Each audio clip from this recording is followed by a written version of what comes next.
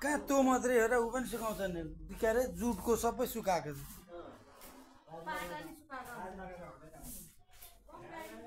मकै सुकाउने एउटा नयाँ तरिका छ यहाँ घरबेटी बाले मिहिनेत गर्नुभएको छ आमाले बुवाले मकैलाई यसरी चाङ बनाएर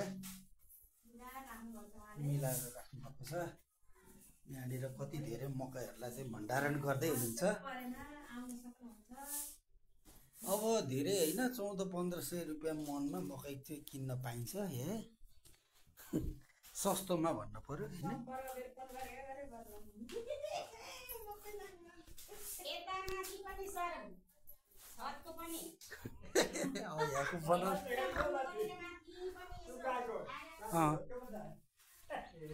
अलि त छोडेर